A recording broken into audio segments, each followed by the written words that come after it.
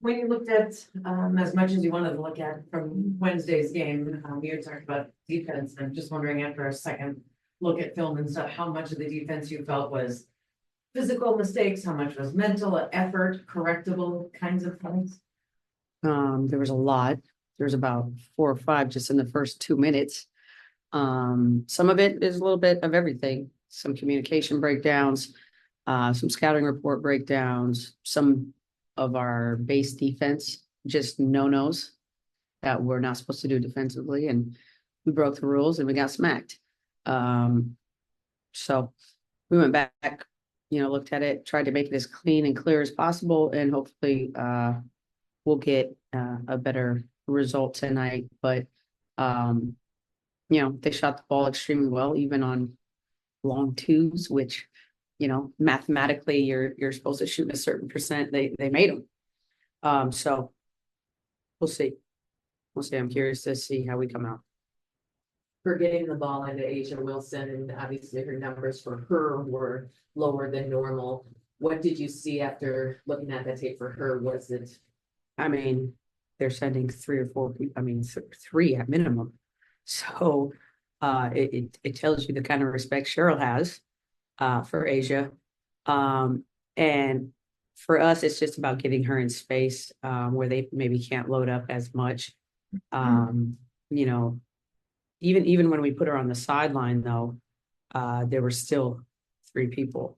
So I think one of the keys for us in getting her loose a little bit is playing out of transition, which means we need to get stops so that we're playing out of our defense. And then the other thing is she just has the teammates have to step up and hit shots. And, as a coach, there's certain things you're willing to live with, even if you're double, triple teaming Asia. If they give up layups on the backside, Cheryl's not going to be happy. So, jumpers, threes, that's probably what they're looking to live with. But if we can penetrate and kind of hurt them at the rim off of those doubles and triple teams, that feels different as a coach. I know it does for me anyways. Since you've been a part of this game for so long, I wanted to ask, just because they're going to be honored tonight, about Simone and Taj. Maybe any numbers you have going up against them, or their kind of impact. Too many of them, probably mostly bad. No. I got to play and be Simone's teammate actually in Russia, and she is a top-notch teammate. Not only was she incredibly skilled, obviously, but players like her, Cappy, who really like the mid-range, they just didn't miss. And so, I think they've each kind of carved their own little niche. Taj, man, she goes all the way back to the Orlando miracle days. So she's been around the game a long time. So really smart player. Beat you with her mind, and we in the W kind of saw her in her latter years.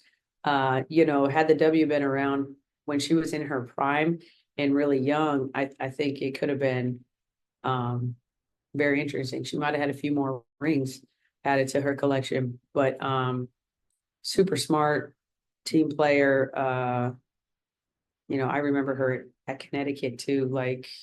She's crafty for a post player, good passer, good footwork, great touch around the basket. I mean, when they loaded up here in Minnesota, somewhat to, how my team's loaded up now, they just really did some special things. And it's really hard to win and keep winning. And that team, I just think it's really fitting that you honor all those women because they really laid the groundwork and gave Minnesota something to be proud of, that's for sure. Anything else? Anybody from Zoom have any questions? Seeing no hands, wait, Nikias. Yeah, Nikias, I knew you'd come through, boy. Sneaking through. I got to talk to Kayla McBride a little bit during All-Star weekend. And she mentioned as a rookie that some of the best advice she got was from you. And in regards to her screening, that the harder, the better the screen, the more open you'll be. Do you remember giving her that nugget? And in general, what have you enjoyed most about her growth as a player? Yeah, I mean, it's been, I had her when she was a baby. She's been around the league for a while now. Yeah, I remember talking to her. I also remember her working on that floater with her, and now she's killing my team with it. So not too happy about that. But she was just a really fun teammate. Really eager to learn. Like she always wanted to learn. That's what I remember about her. She was somebody that watched, asked questions, and somebody who was just kind of a sponge. So it's not surprising that she's had the career that she's had. She's having a great year this year, shooting the crap out of the ball. Really with her and Fee, I mean, that's who it runs through for this team. And so it's just been, she's reached out over the years. When I was on the men's side, she'd reach out occasionally with some frustration. So I always just try to give her the best advice possible. And whatever she needed, I wanted to help her out with. So, but yeah, screening, she's mastered that, and she's mastered the floater now. So now they're my problems and not hers anymore. Thank you.